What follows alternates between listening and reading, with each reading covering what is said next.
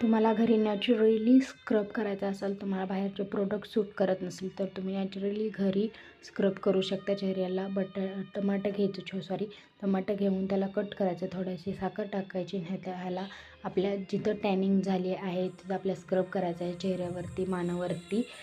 तिथं आपण मस्तपैकी असं स्क्रब करायचं. मी इथं हातावर करून दाखवते तुम्हाला. हे पूर्ण हातावरती स्क्रब करायचं आहे आपण, आणि स्क्रब पूर्ण हलक्या हाताने करायचं आहे. जिथं आपल्याला टॅनिंग झालेली आहे तिथं आपल्याला चेहरा ग्लोईंग करायचा आहे, आणि ग्लोईंग पण चेहरा होतो. नंतर 5-10 मिनटं असंच ठेवून द्यायचं. त्यानंतर ह्याला आपण वॉश करून घ्यायचं. हे बघा, वॉश केल्यानंतर माझ्या हाताचा फरक किती क्लीन झाला आहे, पूर्ण टॅनिंग निघून गेली आहे. तुम्ही पण एकदा नक्की ट्राय करा याला. याचे रिझल्ट पण खूप भारी आहे, तुम्ही करू शकता. हे बघा, माझ्या हाताचा दोन्ही हातांचा फरक तुम्हाला कळून जाते. पूर्ण खूप भारी आहे, नॅचरल आहे. कोणाला ॲलर्जी पण नाही होणार, साईड इफेक्ट नाही होणार. Okay, bye, enjoy.